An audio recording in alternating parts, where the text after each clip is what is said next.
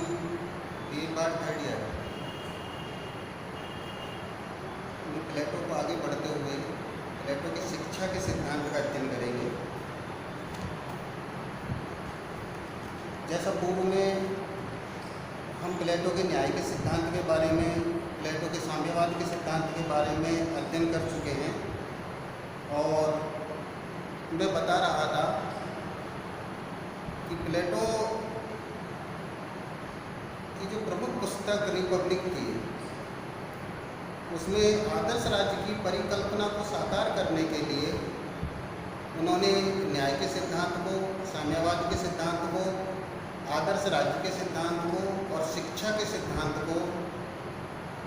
उसमें रखा था। सारे के सारे सिद्धांत एक दूसरे से संबंधित हैं। न्याय के सिद्धांत को अपन ने पढ़ा, साम्यवाद के सिद्धांत को अपन ने पढ़ा और आज शिक्षा के सिद्धांत का अपन आगे अध्ययन करते हैं। वहीं पे पहुंचते हुए प्लेटो ने शिक्षा का सिद्धांत क्यों दिया? जैसे उनका कहना कि मानवीय आत्मा के आधार पर समाज में 3 प्रकार के वर्ग बनते हैं और राज्य उन मानवीय आत्मा के तत्वों को पहचाने और फिर जिस प्रकार के जिस व्यक्ति में तत्व हैं या जिस प्रकार के गुण हैं, उन गुणों के आधार पर उसी प्रकार की शिक्षा प्रदान करते हुए विवेक का निर्माण करें। अतः राज्य का दायित्व है कि वो विवेक का निर्माण करने में पूर्ण रूप से शिक्षा को आधार बनाएगा और शिक्षा ही एक ऐसी चीज़ है जो व्यक्ति में विवेक का निर्माण कर सकती है। और जब तक विवेक नहीं है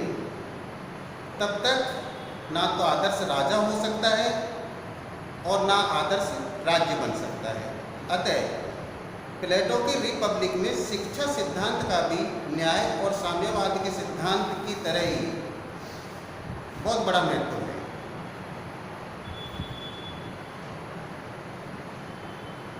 प्लेटो के रिपब्लिक में न्याय के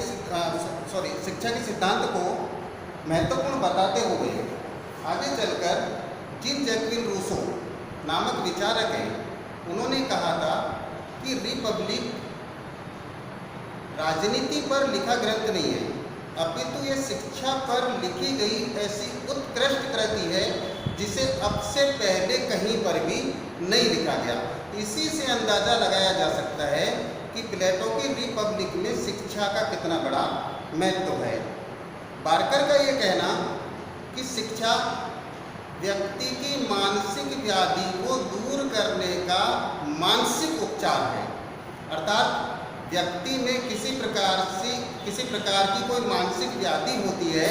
या मानसिक रूप से किसी प्रकार की कोई बुराइयां घर कर जाती हैं, तो शिक्षा के द्वारा पूर्ण रूपेण उनको दूर किया जा सकता है। शिक्षा का उद्देश्य बताते हुए प्लेटो कहते हैं कि आत्मा को उन्नयन करते हुए या आत्मिक गुणों का विकास करते हुए उसे उस स्तर पर लेकर आना जहाँ व्यक्ति अपने विवेक का परिपूर्ण विकास कर सकता है और उसी प्रकार के वातावरण का, उसी प्रकार के परिवेश का पूर्ण रूप से वो निर्माण कर सकता है। अतः एक आदर्श शासक के लिए शिक्षा का होना अत्यंत ही आवश्यक है। अब अपन यहाँ जानेंगे कि क्या प्लेटो की शिक्षा का सिद्धांत उनका दिया गया मौलिक सिद्धांत था या प्लेटो से पूर्व भी तात्कालिक यूनान के अंतर्गत शिक्षा व्यवस्था मौजूद थी। यहाँ 2 पार्ट के अंतर्गत, 2 भागों के अंतर्गत अपन उनको देखेंगे कि प्लेटो से पूर्व यूनान में शिक्षा प्रचलन में थी और फिर उसी को आधार बनाते हुए प्लेटो ने अपना शिक्षा का सिद्धांत दिया था। और फिर अपन ये कहेंगे कि प्लेटो द्वारा निर्मित शिक्षा पद्धति है, उसके पाठ्यक्रम को अपन बाद में देखेंगे। सबसे पहले अपन ये देखेंगे कि प्लेटो से पूर्व भी तात्कालिक यूनान में किस प्रकार की शिक्षा व्यवस्था प्रचलित थी। जैसा ये भी मैंने आपको पूर्व में कहा था कि वैसे तो यूनान में छोटे छोटे नगर राज्य थे, लेकिन उन नगर राज्यों में शक्ति राजनीति का जो थे, एक तो एथेंस और दूसरा स्पार्टा। प्लेटो का जो जन्म है वो एथेंस के अंतर्गत हुआ था। यहाँ अपन प्लेटो से पूर्व जो यूनान की शिक्षा पद्धति है उसको दो भागों में देखेंगे, एक तो एथेंस की शिक्षा पद्धति और दूसरा है स्पार्टा की शिक्षा पद्धति। एथेंस की जो शिक्षा पद्धति है वो परिवार के ऊपर निर्मित थी या परिवार के ऊपर आश्रित थी, अर्थात एथेंस की शिक्षा पद्धति है उसका जो दायित्व है वो परिवार के ऊपर था, या जिसको अपन ये कहें कि वर्तमान में जैसे निजी शिक्षा होती है या प्राइवेट एजुकेशन होती है, उसी प्रकार से एथेंस के अंतर्गत बालकों को निजी शिक्षा दी जाती थी और इस शिक्षा को 3 भागों के अंतर्गत विभाजित कर रखा था। सबसे पहली इसकी प्रारंभिक शिक्षा थी, दूसरा जो भाग था इसका वो माध्यमिक शिक्षा का था और तीसरा जो भाग है इसका वो उच्च शिक्षा का था।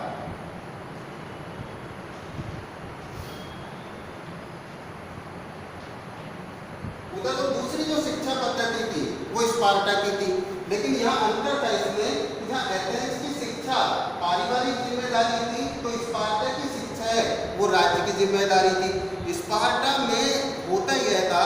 कि जैसे ही बालक का जन्म होता था तो जन्म के बाद ही उसे राज्य को सौंप दिया जाता था और फिर बालक में जिस प्रकार से आत्मिक गुण हैं उन्हीं के आधार पर उसको शिक्षा प्रदान करते हुए और उसे आगे बढ़ाया जाता था। तो हम ये कहें कि यह स्पार्टा है उसकी जो शिक्षा पद्धति है वो राज्य पर पूरी तरीके से आश्रित थी और स्पार्टा में शिक्षा का जो उद्देश्य है वो सैनिक तैयार करना था, क्योंकि स्पार्टा है वो एक लड़ाकू राज्य था, तात्कालिक यूनान के अन्य राज्यों से वो युद्ध करता रहता था और इसका एक ही उद्देश्य था कि हम ज़्यादा से ज़्यादा सैनिक तैयार करेंगे तो युद्ध में हमारी ही विजय होगी। इस वजह से उनकी जो शिक्षा है वो युद्ध के लिए लड़ाकू तैयार करने के लिए थी और उधर को जो एथेंस की शिक्षा है वो एक विवेक के निर्माण करने तक सीमित थी। अब यहाँ पर हम देखते हैं कि इन दोनों ही शिक्षा पद्धति है इनके अपने अपने गुण और अपने अपने दोष थे। जहाँ एथेंस की शिक्षा व्यवस्था है उसमें भी गुण दोष थे और जहाँ स्पार्टा की शिक्षा व्यवस्था है उसमें भी अपने गुण दोष थे और दोनों ही शिक्षा पद्धतियों को प्लेटो ने आधी अधूरी माना और फिर अपने शिक्षा का सिद्धांत उन्होंने प्रस्तुत किया था और फिर दोनों ही शिक्षा पद्धतियों को अधूरी मानते हुए जो उनमें कमियां थी, जो उनमें त्रुटियां थी, उनको दूर करते हुए उन्होंने अपनी शिक्षा का सिद्धांत को देते हुए तो उन कमियों को उन्होंने दूर कर दिया। इसलिए अब अपन आगे कहेंगे कि प्लेटो ने अपना जो शिक्षा का सिद्धांत दिया था वो प्लेटो द्वारा निर्मित शिक्षा पद्धति का सिद्धांत था। यहाँ पर देखेंगे कि प्लेटो ने जो शिक्षा का पाठ्यक्रम बनाया था उसमें किस किस प्रकार की शिक्षा है उनको समाहित किया गया था, उनकी जो अवस्थाएं हैं वो किस प्रकार की थी। यहाँ देखिए जैसा हमने कहा था कि एथेंस की शिक्षा को 3 भागों में बांट रखा था तो स्पार्टा की शिक्षा को केवल एक भाग के अंतर्गत ही बांट रखा था और अब यहाँ दोनों ही शिक्षा पद्धतियों का अध्ययन करते हुए प्लेटो ने उस शिक्षा व्यवस्था को 2 भागों के अंतर्गत विभाजित किया था। ये हम कहें कि 2 अवस्थाओं के अंतर्गत विभाजित किया था, एक तो थी प्रारंभिक शिक्षा और दूसरी थी उच्च शिक्षा। अर्थात एथेंस में जो माध्यमिक शिक्षा थी उस माध्यमिक शिक्षा को प्लेटो ने अपनी शिक्षा पाठ्यक्रम के अंतर्गत समाहित नहीं किया था। दोनों ही जो शिक्षा की अवस्थाएं थी उनके 3 भाग बांटे गए थे, अर्थात प्रारंभिक अवस्था है उसके भी 3 भाग हैं और उच्च शिक्षा है उसके भी 3 भाग हैं। यहाँ समय के अनुसार या हम ये कहें कि आयु के आधार पर इन भागों को उन्होंने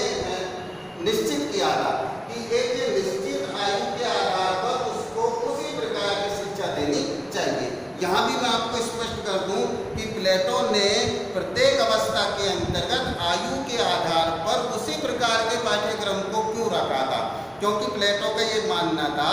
कि एक निश्चित आयु तक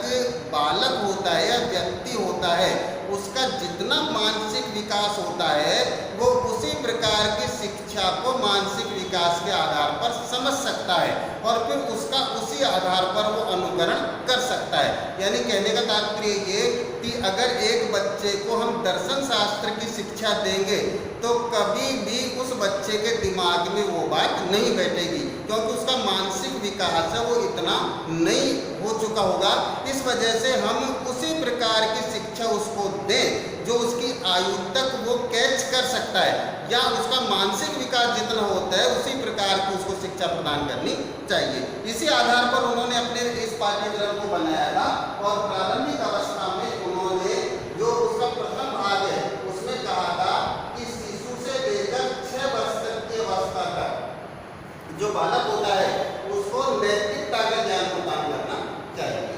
नैतिक ज्ञान से जो बच्चा है उसमें गुणों का विकास होगा, अच्छे बुरे का जो ज्ञान है उसको करवाया जाएगा, और जैसे ही उसके माइंड में वो सेट होगा नैतिकता संबंधी ज्ञान, तो निश्चित रूप से आगे भी वो उसका पूरी तरीके से अनुसरण करता रहेगा। जैसे ही 6 वर्ष की आयु तक वो नैतिकता संबंधी ज्ञान को प्राप्त करेगा तो फिर इसका द्वितीय भाग होगा, यानी प्रारंभिक अवस्था का ही सेकंड जो पार्ट है वो आ जाएगा, और वो आएगा 7 से लेकर 18 वर्ष तक की आयु तक। यहाँ पर प्लेटो ने अपने पाठ्यक्रम में जो विषयों को सम्मिलित किया है उसमें है व्यायाम, संगीत और प्रारंभिक गणित। यहाँ व्यायाम और संगीत इन दोनों ही विषयों को सम्मिलित करने के पीछे प्लेटो का उद्देश्य ये था कि प्लेटो का ये कहना कि व्यायाम से जो बालक है उसका शरीर पुष्ट होता है, और एक स्वस्थ मन के लिए या स्वस्थ मस्तिष्क के लिए एक स्वस्थ शरीर का होना भी अत्यंत ही आवश्यक है। इस वजह से उस बच्चे को व्यायाम की शिक्षा देना अत्यंत ही आवश्यक है ताकि उसका शरीर पुष्ट हो जाए। और जैसा उसके पाठ्यक्रम में आगे भी ये बात आती है कि एक निश्चित आयु के बाद में प्रतियोगी परीक्षा में उसको बैठना पड़ेगा, और असफल होने पर वो सैनिक भी हो जाएगा, तो उसका एक वर्ग वो सैनिक भी है। और अगर व्यायाम की शिक्षा प्रदान की जाएगी तो उसका शरीर पुष्ट होगा, वो आगे नहीं बढ़ पाएगा, तो कम से कम वो सैनिक बन के राज्य की सुरक्षा प्रदान कर पाएगा। दूसरा जो विषय है इसमें वो आता है संगीत का। संगीत को एक विषय के रूप में रखने के पीछे उनका ये कहना था कि संगीत एक ऐसा विषय है जो मानव मन की आत्मा को पूर्ण रूप से झंकृत कर देता है, और व्यक्ति की जो आत्मा है वो पूर्ण रूप से साफ और स्वच्छ हो जाती है। अतः संगीत की शिक्षा भी होना व्यक्ति के जीवन में अत्यंत ही आवश्यक है। लेकिन यहाँ इस चीज़ को स्पष्ट कर दिया कि संगीत में काव्य की शिक्षा हो, साहित्य की शिक्षा हो, कला की शिक्षा हो। अर्थात इस प्रकार के संगीत के बारे में प्लेटो नहीं कहता, या इस प्रकार के संगीत का समर्थन प्लेटो नहीं करता जो कि एक आधुनिक संगीत शैली वर्तमान में देखने को मिलती है। अर्थात वो कहता था कि संगीत में साहित्य का समावेश होना चाहिए, संगीत में काव्य पाठ का समावेश होना चाहिए, संगीत में कला का समावेश होना चाहिए। और स्पष्टतः प्लेटो ने इस बात को भी कहा है कि काव्य पाठ के माध्यम से, साहित्य के माध्यम से देवताओं के प्रतिकूल किसी भी प्रकार की टिप्पणी को स्वीकार नहीं किया जाना चाहिए, ये अशोभनीय है। और अगर कोई व्यक्ति संगीत की शिक्षा में इस प्रकार की हरकत करता है या इस प्रकार की जो शिक्षा है उसको वो उदित करता है, तो ऐसी स्थिति में शासक को चाहिए कि वो उसको दंड प्रदान करे। तो यहाँ पर जो संगीत है उसका उद्देश्य पूर्ण रूप से मानव मन को झंकृत करना है, और ऐसी स्थिति के अंतर्गत ये कार्य तभी हो सकता है जबकि व्यक्ति साफ स्वच्छ मन से अपने काव्य पाठ को, साहित्य को या कला को वो सामने प्रस्तुत करे। तीसरा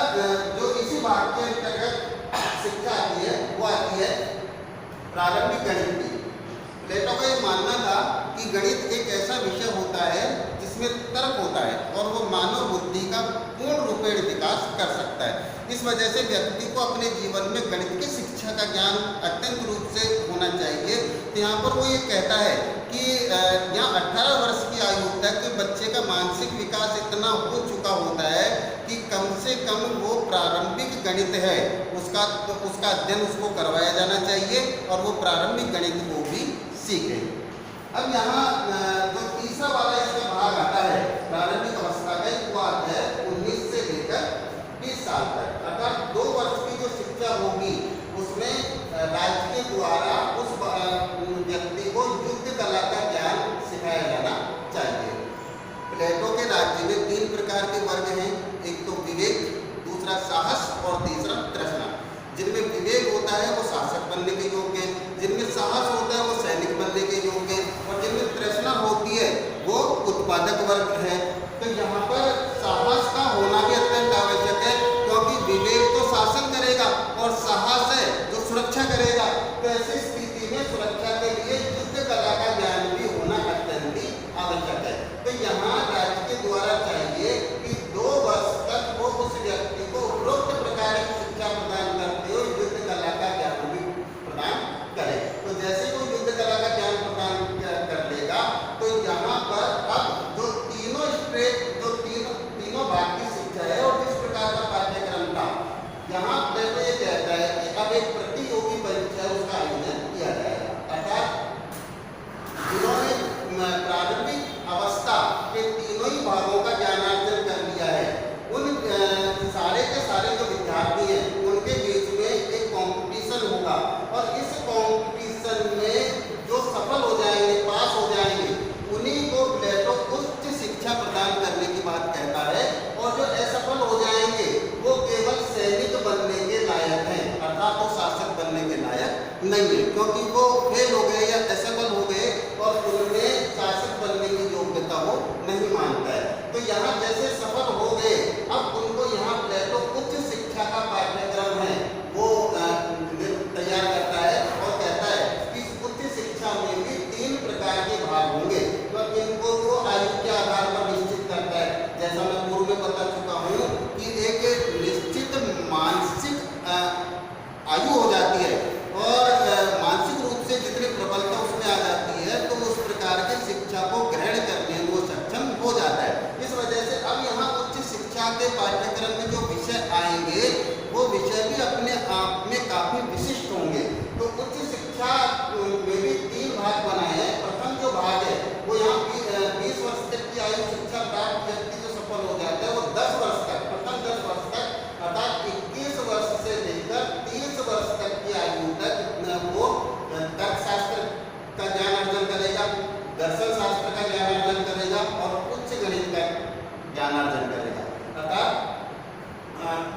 उसका जो मस्तिष्क है वो इतना परिपक्व हो जाएगा कि तर्कशास्त्र की शिक्षा उसको प्रदान की जाएगी, वो उसके समझ में आएगी, दर्शन शास्त्र की शिक्षा उसको प्रदान की जाएगी, वो उसके समझ में आएगी। तो जो प्रारंभिक गणित के बाद में उच्च गणित का ज्ञान प्रदान किया जाएगा तो वो भी उसके समझ में आएगी। फिर यहाँ 30 वर्ष तक की आयु तक जो शिक्षा प्राप्त हो जाती है, अब यहाँ प्लेटो कहता है कि फिर एक कॉम्पिटिशन होगा, यानी इन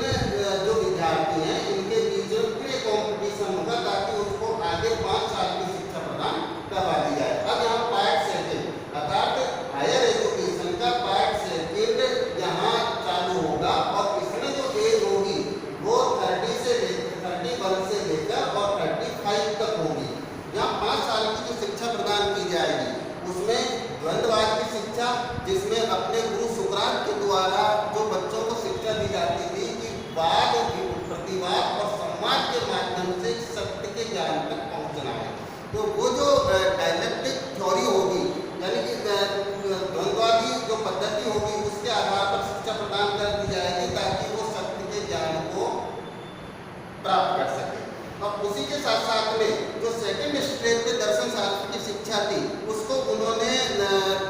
फिर वापिस अपनाया और इस द्वितीय भाग में उन्होंने दर्शन शास्त्र की शिक्षा को भी देना उचित समझा कि दर्शन शास्त्र की शिक्षा द्वंद्ववाद की शिक्षा के साथ में दी जाए। अब यहाँ 35 वर्ष तक अर्थात 5 वर्ष तक की आयु तक इस दोनों विषयों की शिक्षा को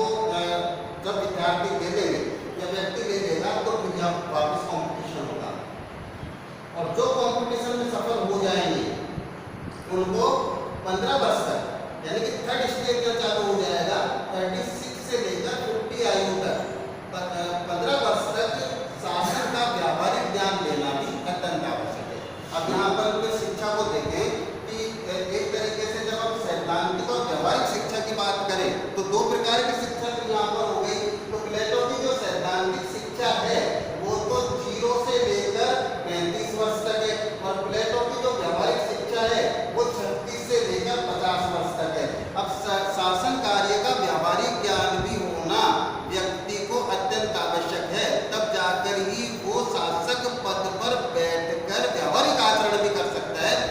सैद्धांतिक आचरण से ही सब कुछ नहीं होता, ये प्लेटो का मानना था। 15 वर्ष तक जो व्यक्ति कॉम्पिटिशन के माध्यम से आगे पहुंचेगा वो राज्य कार्य का या शासन का व्यावहारिक ज्ञान प्राप्त करेगा, और जब वो 50 वर्ष तक इस व्यावहारिक ज्ञान को प्राप्त कर लेगा तो 50 वर्ष के बाद में फिर प्लेटो ये कहता है कि उसमें विवेक का पूर्ण विकास हो चुका होगा, और जब उसमें विवेक का पूर्ण विकास होगा तो वो ही शासक बनने के योग्य है। उस व्यक्ति के हाथ में राज्य की बागडोर होनी चाहिए, उस व्यक्ति के पास में ही राज्य का शासन होना चाहिए, उस विवेक प्रधान व्यक्ति के हाथ में ही शासन कार्य का संचालन होना चाहिए। तब ये प्लेटो मानता था कि अगर